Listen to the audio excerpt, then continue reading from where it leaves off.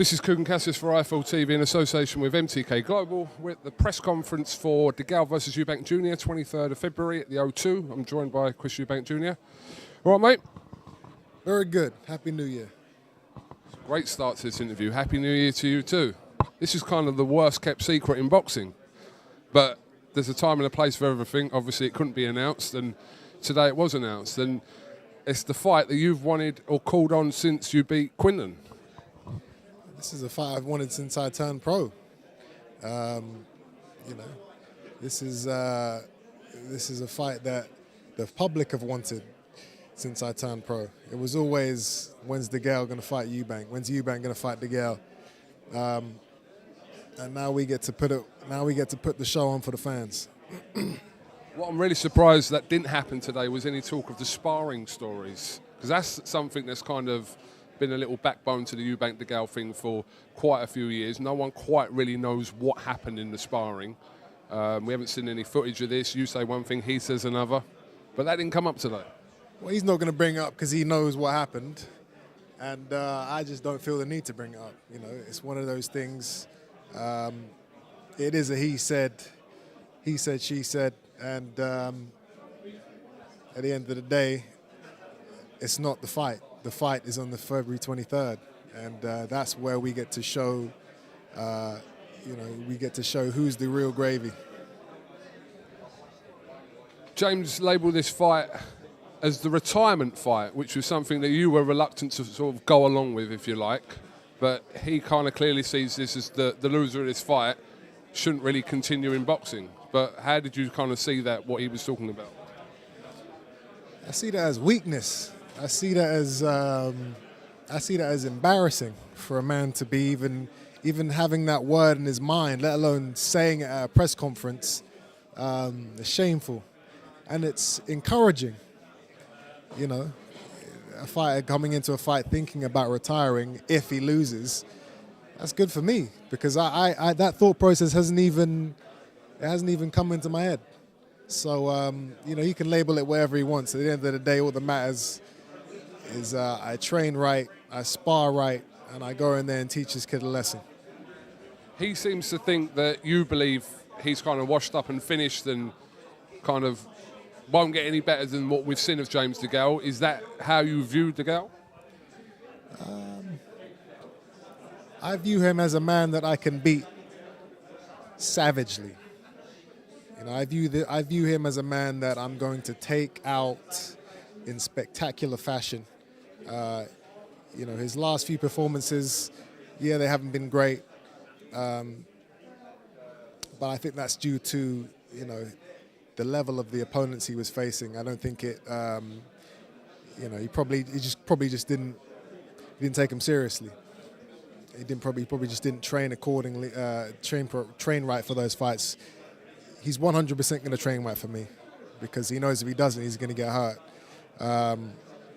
So I'm expecting him to be the best James DeGALE we've seen come the 23rd, and I'm definitely going to be the best Chris Eubank Jr. Chris, people will say that you said similar things years ago in the Saunders fight and then not too long ago in the George Groves fight. So in terms of what you will do to these fighters that didn't materialise in your kind of big profile fight, so people will say, what's different now? What's different is, I guess, my preparation. I have a trainer. I have the right sparring. I have a trainer for the first time in my career, really, a properly official trainer for a camp. At this level, you can't really get away with just going in there and doing your own thing. And I see that now. You need all hands on deck. You need to have the right guys preparing you, sparring with you. You need to train accordingly to who you're fighting. But it doesn't matter what I say. There's still going to be people that are going to watch this and be like, yeah, he's talking the talk, but it's just going to be the same thing. Tune in on February 23rd and find out. Talk to me about your link up with Nate Vasquez. How did that come about, and how long has it been going for this relationship? And he said he's living at your house now. Yeah, he's. We met in Las Vegas over the summer. Trained with him for a few months. Loved his mindset. Loved the way he trained. He's not some, well-known elite level guy that's trained all these world champions. He's trained a few good guys, but it worked for me. So I brought him over. He's staying at my house now, and we're very specific in the training that we're doing, which I've never really had specific training for specific fighters. I just kind of did the same thing for everybody. So I think that this change is going to definitely add a new layer to my performances, and I'm excited to show you guys. So is Nate your main trainer? Yes. I've never had a main trainer. Ronnie Davis is an overseer. He's 72 years old. He can't do the pads with me. He can't train me. My father is a busy man. He's never been in the gym with me all the time. He's in and out intermittently, so he's never been my official trainer. I've kind of just trained myself, and that it worked. It worked for a certain amount of time. But once you get to a certain level, you need that extra support. So now we have it. So are you saying today, in all the fights that you've had, in all the high-profile fights you have been effectively training yourself up until now? Is that what you're saying? That's what I'm saying, Mental to hear that. I know you've spoken about this before, but it's crazy for someone that's fighting at the level you're fighting at, that you're saying that to this day, in how many fights you've had, that you've trained yourself. I mean, I've obviously, as a kid, I worked with... well, not as a kid, on and off my entire career I've worked with Floyd, but that's just when I've been in Vegas for a month or two. I've never had a trainer officially guiding me through fights. I worked a little bit with Adam Booth for a while, but it's just I've never had somebody there with me 24/7. For all my fights, it's just, all right, this guy fights like that, so this is what I'm going to do. I think this is going to be best, so I'm going to do that then. I'm going to do this on that day and that day and that day, and that's just what I think I need to do to win. And most of the time, it worked. Now we're not leaving anything to chance.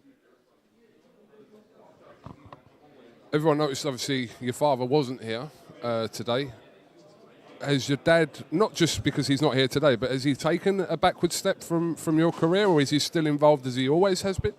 He's still involved as always. He hasn't been to my last 3 or 4 press conferences. I'm my own man. I can speak for myself. So he's doing his own thing, but he is still heavily involved in my career, and he always will be. Talking to James DeGALE yesterday, he said that after his defeat to George Grove many years ago, that you sent him a Facebook message. Is this true? He was telling us about it yesterday, a long Facebook message to James DeGALE. Can you elaborate on that? Yeah, I messaged him. I pretty much said, you lost, but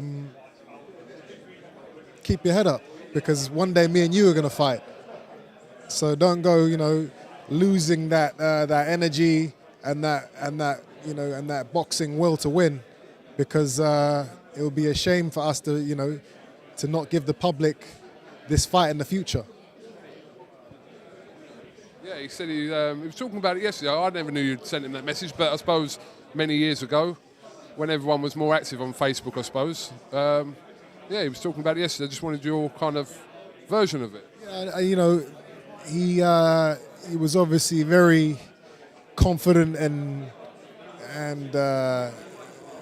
he said a lot of things leading up to that fight. It rubbed a lot of people up the wrong way. I didn't want him to lose that, because that is what sells a fight. I wanted him to. I was just telling him, keep doing what you're doing, because when me and you fight, I want to see that. I don't want to see a shell of what you are or what you were. I want to fight the best you. So that was it, pretty much in a nutshell. If we say, for example, you were to have 3 fights this year, so you have James DeGALE on the 23rd. If you could pick your next 2 opponents in an ideal world for you, who would those 2 opponents be for 2019? I want the belts. I want whoever has the belts, and that's at middleweight or super middleweight. I'm not a real super middleweight, but I'm determined enough that I'm campaigning at this weight, fighting bigger guys, because I know the fighter I am. I know what I'm capable of. But I want the belts. The belts now is the main thing for me.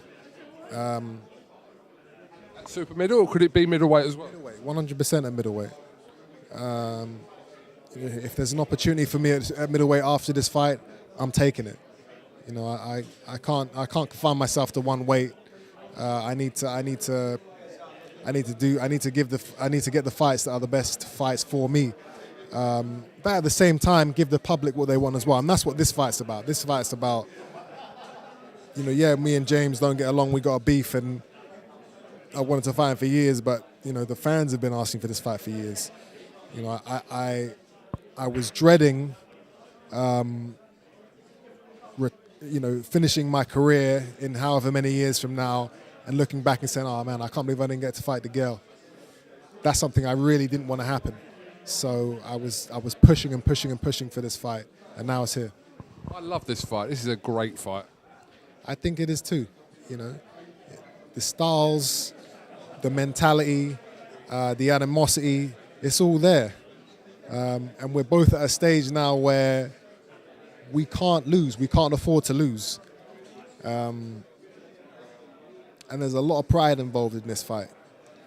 There's been a lot of trash talk. There's been a lot of words, and neither of us want to step out of that ring saying, all right, yeah, I lost. He has it in his mind that if he loses, he's going to retire. I don't have anything like that in my mind. If I lose, never comes into my mind before a fight. So, you know, I take encouragement from hearing that type of language from a fighter, talking about retirement, talking about if he loses. That's a dangerous path to walk down, to set your mind down.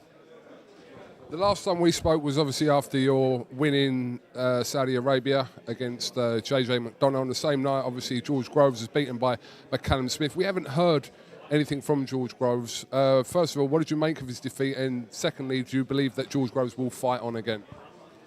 I don't know. You'd have to ask him. But in terms of the performance, you know, the guy had... I was told 2 months before the fight he couldn't even do that with his arm. So, you know, he's never going to be 100%. You know, he just didn't want to lose out on that very lucrative deal. So he took the fight. I think our fight, the fight between me and George, took a lot out of him, and that showed on the night against Callum Smith. Is that a fight that's in the back of your mind as well, Callum Smith? Listen, he's got the belts. I said I want the belts. So Callum Smith is definitely somebody I'm looking at to fight in the not too distant future. And you obviously would have been thrilled to see your old mate Billy Joe Saunders back in action last month as well. So he's back on the trail this year. I didn't even know he fought. I didn't even know. But yeah, that is obviously it's obviously a fight that I'm definitely keen to have if and when we can make it. Now that he's lost his belt, it's probably going to be easier to make. So you know, if we can get that on some point next year, then I'm all for it. I think his exact words were he would be interested in a fight of you, in his own words, as a warm-up for a bigger fight. That's what, yeah, from Billy Joe. That's good. That's the type of talk I want to hear. You know, giving the little digs here and there. That's what encourages people to tune in. He knows I'm not a warm-up. He knows I'm the most dangerous fight he's ever faced, and he knows that if and when that fight does happen, he's going to be in a world of trouble, because I'm not starting from the 6th round like I did last time. I'm starting from round 1. Just finally, Chris, obviously, last time I actually saw you was in LA. at a hotel a couple of days before the Tyson Fury fight. But just a quick word on that. Incredible performance from Tyson Fury. Would you agree? Yeah. To get back up off of that canvas after such a heavy knockdown was very impressive. And I'm sure there'll be a rematch, which is definitely something that we'd all like to see. It was a very entertaining fight. Was it a draw? I don't know. Who knows? At the end of the day, boxing is a business, so a draw just means another big money fight afterwards. So I wasn't surprised on a verdict. I was ringside. So yeah, we'll see what happens with that. Have you got anything else you'd like to add, Chris?